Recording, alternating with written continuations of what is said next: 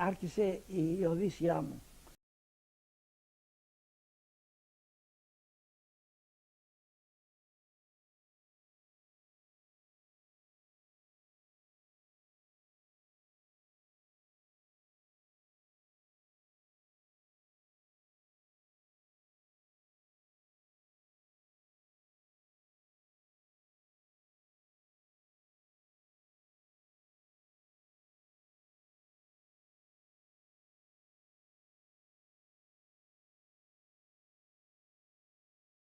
Ο γουλιάδος μου, ο Ερίκος ο Σεβίλιας, ο οποίος ήταν στο Auschwitz με τον πέθανε με τον αριθμό. Ερίκος Σεβίλιας από την Αθήνα.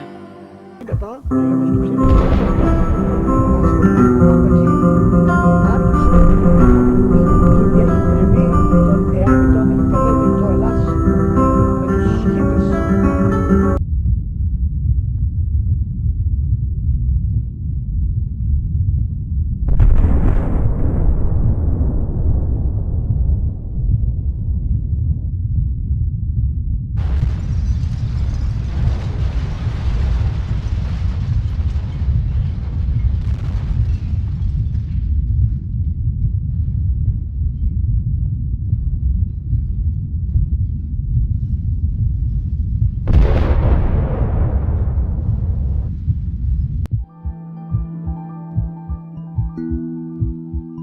It was so dark because of the smoke and dust being sucked up in the mushroom cloud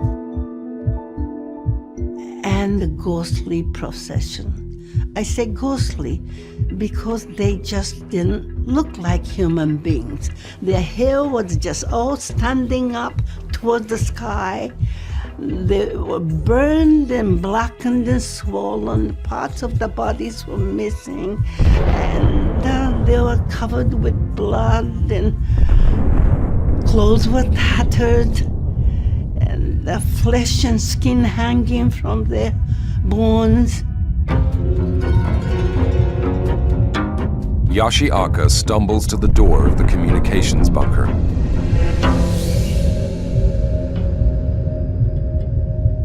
Climbing on top of the bunker, she is stunned to discover her city in ruins.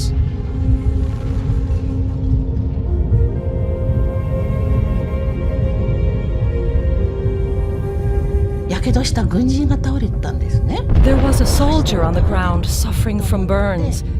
I thought, there's someone on the ground, and ran towards him. He noticed me and said, half groaning, "We've been hit by a new type of bomb." A new type of bomb.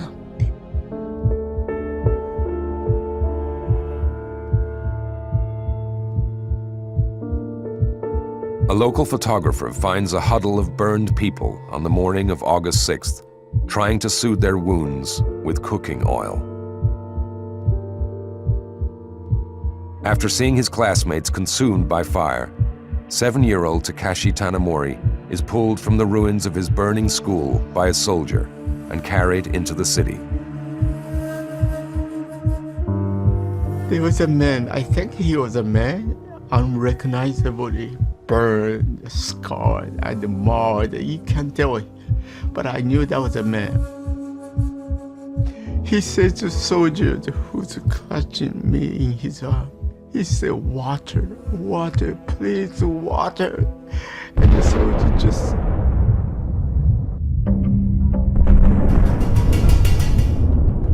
"11-year-old Tetsushi Yonezawa and his mother are only 750 yards from ground zero, shielded in a crowded tram. All the other passengers are killed by the blast. My mother and I were surrounded by people, so we were uninjured. I knocked my head and got shards of glass in my hair, but at that time I didn't notice them. My mother grabbed my hand and said, "Are you all right, Tetsushi?" When I replied that I was okay, she said that we should get off the tram.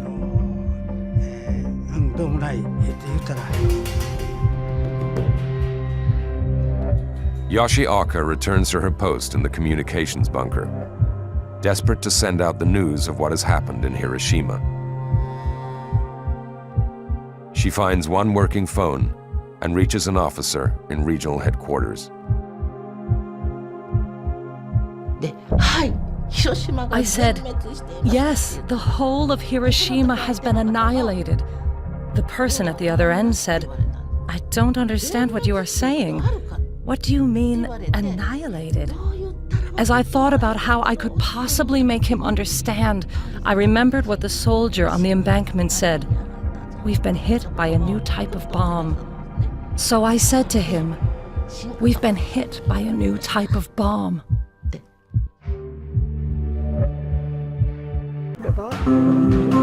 Japan had attacked Manchuria in northeast China in 1931, before Hitler even came to power. It led to border clashes with the Soviets at Lake Hassan in 1938 and Halkingol in 1939. Japan had embarked on a policy of ruthless imperial expansion, which brought war with China, America, and the British Empire.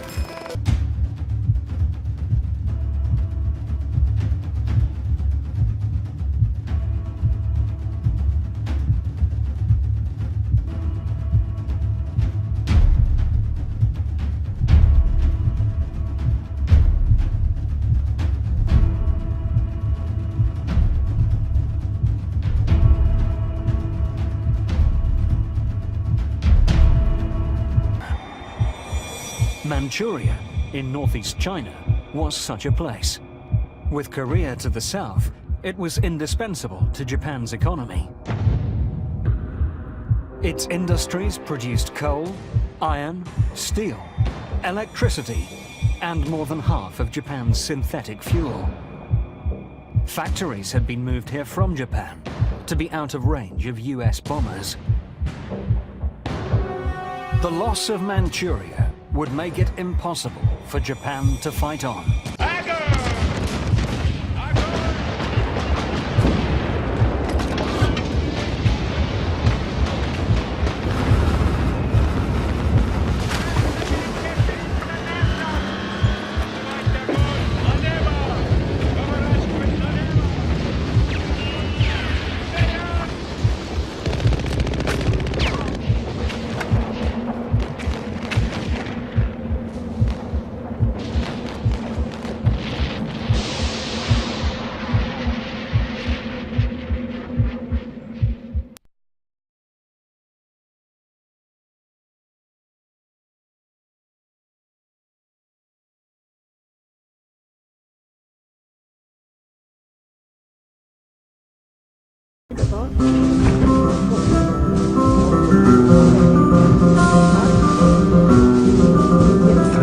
After the Hiroshima bomb, despite all the destruction, Japan still hadn't surrendered.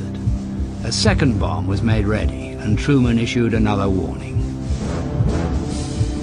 The world will note that the first atomic bomb was dropped on Hiroshima, a military base. If Japan does not surrender, bombs will have to be dropped on war industries.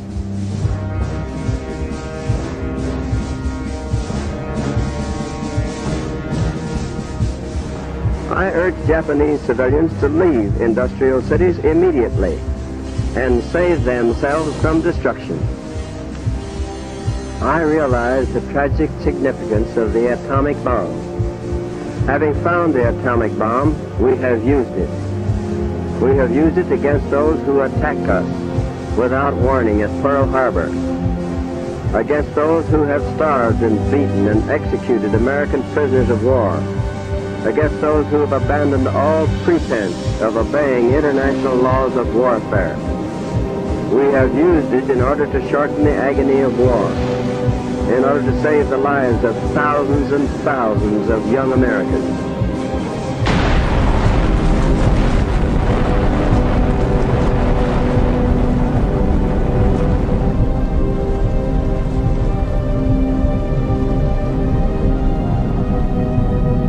The second bomb was intended for the city of Kokura, but it was too cloudy, so the plane moved on to Nagasaki.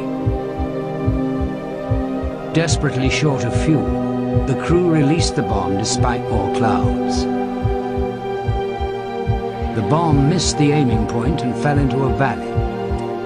This time there was no firestorm, but even so, more than 50,000 people were killed.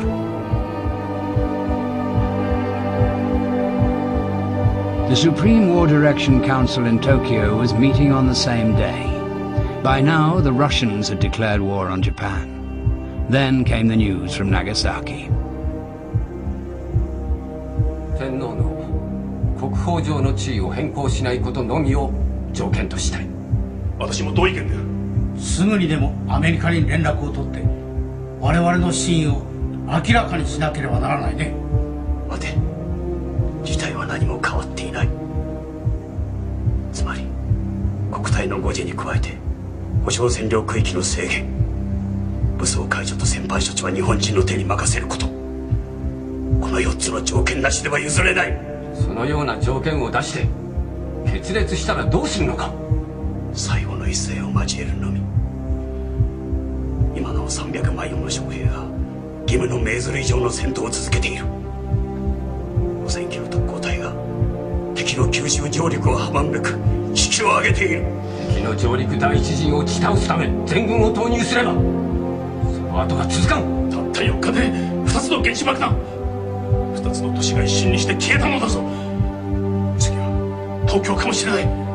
それが原爆かどうかは調査の結果を待たねばならん。その爆弾が今ここに落ちたら天皇ご一家も無事ではおられない。町は混乱し予想を知れない。真に戦って散る方を選ぶ。Then Prime Minister Suzuki did something unheard of. He asked the Emperor to break the deadlock and make a decision. Emperor Hirohito told them he wanted to end the suffering and bear the unbearable.